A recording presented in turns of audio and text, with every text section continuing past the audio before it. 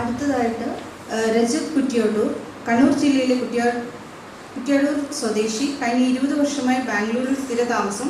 Kairali book പ്രസിദ്ധീകരിച്ച രചിതരേഖകളാണ് ആദ്യ പുസ്തകം.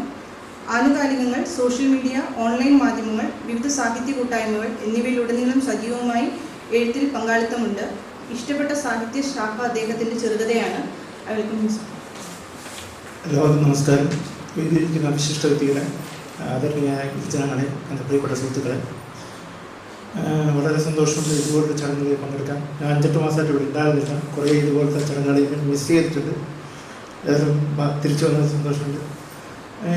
എനിക്ക് തോന്നുന്നു പ്രേംരാജത്തിൻ്റെ 8ാമത്തെ ബുക്കാണ് തോന്നുന്നു. ഇതിൻ്റെ എല്ലാ പുസ്തകങ്ങളും അതിൻ്റെ മഷി ഉണങ്ങുന്നതിന് മുമ്പ് തന്നെ എനിക്ക് വായിക്കാനുള്ള ഭാഗ്യം ഉണ്ടായിട്ടുണ്ട്. ഏറ്റവും ആദ്യം അദ്ദേഹം കൈവച്ചില്ലാത്തൊരു മേഖലയാണെന്ന് തോന്നുന്നു ബാല നോവലുകളും ബാലവിഭാഗം എന്ന് പറയുന്നത്, ബാലസാഹിത്യം. ഇത് ഒരു ബാലസാഹിത്യം എന്ന് പറഞ്ഞ രീതിയിൽ തളച്ചിടാൻ പറ്റത്തില്ല. ഇത് എല്ലാവർക്കും ഉള്ളതാണ്.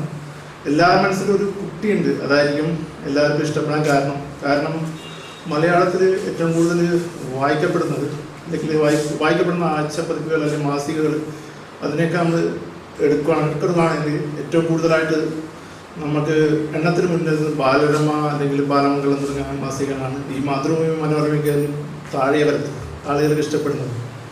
പിന്നെ ഈ പുസ്തകത്തെ കുറിച്ച് പറയുകയാണെങ്കിൽ നല്ല രീതിയിൽ തന്നെ എഴുതിയിട്ടുണ്ട് ഈ പുസ്തകം. ഇതിൽ പറഞ്ഞിട്ടുണ്ട് ഈ പുസ്തകത്തിൻ്റെ കഥകൾ കുറേ ആൾക്കാർ എനിക്ക് മുന്നിൽ പറഞ്ഞിട്ടുണ്ട്. നല്ല രീതിയിൽ തന്നെ ഓസ്റ്റിൻ്റെ ആംഗിളിലൂടെ, കൗമാരക്കാരുടെ ആംഗിളിലൂടെ ഇത് പറഞ്ഞു പോയിട്ടുണ്ട്. നല്ല രീതിയിൽ തന്നെ അത് പറഞ്ഞിട്ടുണ്ട്.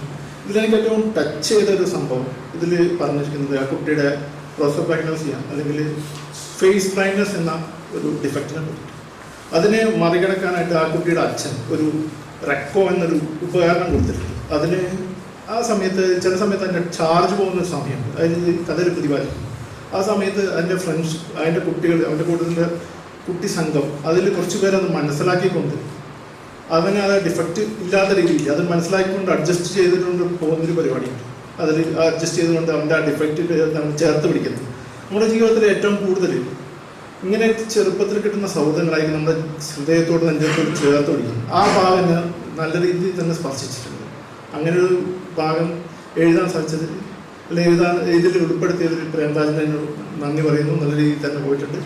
അദ്ദേഹത്തിന് നമുക്കെപ്പോഴും നഷ്ടപ്പെട്ട കാര്യങ്ങൾ, അതായത് നമ്മുടെ ചെറുപ്പകാലങ്ങൾ, ഗൃഹാതുരത്വത്തിൻ്റെ കാര്യങ്ങൾ, അതായിരിക്കും നമ്മൾക്ക് എപ്പോഴും ഓർത്തിട്ടുണ്ട്. എപ്പോഴും നഷ്ടപ്പെട്ട കാര്യങ്ങളെക്കുറിച്ച് നമ്മൾ ഓർക്കാറുണ്ട്.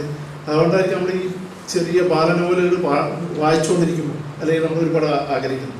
എൻ്റെ നാട്ടിലൊരു സ്ത്രീ ഉണ്ടായിരുന്നു. ആ സ്ത്രീ എപ്പോഴും വളരെ കഷ്ടപ്പെട്ട് തൻ്റെ മോനെ ഭയങ്കരമായിട്ട് ഇങ്ങനെ കഷ്ടപ്പെട്ട് പഠിപ്പിച്ചു.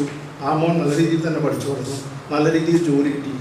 നല്ല രീതിയിൽ എന്താ പറയുക, നല്ല ഉയർന്ന രീതിയിൽ ഉദ്യോഗം നേടി ഒരുപാട് കാശുകൾ സമ്പാദിച്ചുകൊണ്ട് ഇഷ്ട രീതിയിൽ ജീവിക്കുന്നുണ്ടായിരുന്നു.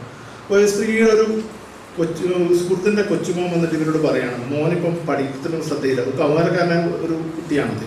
ആ കുട്ടി ഇതിനെപ്പറ്റി കംപ്ലൈൻറ്റ് പറയുകയാണ്. അവനിങ്ങനെ പഠിക്കുന്നില്ല, പ്രശ്നമാണ്, അങ്ങനെയാണ്, ശ്രദ്ധിക്കുന്നില്ല, അവനെപ്പോഴും കളിയെക്കുറിച്ചാണ് ചിന്തിക്കുന്നത്. അപ്പോൾ ഈ സ്ത്രീ അഭിമാനത്തോടെ പറയും, ഞാൻ എൻ്റെ മോനെ ഇങ്ങനെ കഷ്ടപ്പെട്ട് വളർത്തി, ആ സമയത്ത് അവൻ പഠിക്കേണ്ട രീതിയിൽ പഠിച്ചു, വളരെ രീതിയിൽ പഠിച്ചു വന്നു, അവനിപ്പോൾ ഇഷ്ടമുള്ള കാര്യങ്ങൾ ചെയ്യുന്നുണ്ട്, അവനിപ്പം എന്താ പറയുക ഇഷ്ടമുള്ള സാധനങ്ങൾ വാങ്ങിക്കാം, അത് ചെയ്യാം, ഇത് ചെയ്യാമെന്നൊക്കെ വളരെ അഭിമാനത്തോടെ പറയുന്നുണ്ടായിരുന്നു. അപ്പം മുകളിലത്തെ നിലയിൽ മകൻ വിളിച്ച് പറയുന്നുണ്ടായിരുന്നു, അമ്മയെ ഞാൻ 5ാം വയസ്സിൽ ആഗ്രഹിച്ച ഒളിമ്പിക് അല്ലെങ്കിൽ 10ാം വയസ്സിൽ ആഗ്രഹിച്ച PSA സൈക്കിൾ അല്ലെങ്കിൽ റോട്ടാമേക്കിൻ്റെ പേന അല്ലെങ്കിൽ നടരാജിൻ്റെ ബോക്സ്, അതൊക്കെ ഈ 40ാം വയസ്സിൽ കിട്ടിയിട്ടുണ്ട് കാര്യം. അതുപോലെ തന്നെ നമുക്കിപ്പം ആ കുട്ടികളുടെ സമയത്ത് ചെയ്യേണ്ട കാര്യങ്ങൾ ചെയ്യുന്ന സമയത്ത് അവരെ പ്രോത്സാഹിപ്പിക്കണം. ഞാനൊരു 11 വയസ്സുള്ള കുട്ടിയുടെ പിതാവാണ്. എനിക്കും എന്താ പറയുക, ഇപ്പോഴും ഞാനായി സാഹചര്യത്തിൻ്റെ ഒരു അടിമയാണ്. എനിക്കും അതേപോലെ ചിന്തിക്കാൻ പറ്റില്ല. നമ്മൾ പഠിക്കാനും പറയാൻ പറ്റില്ല. പറയുന്ന രീതി പറയാം.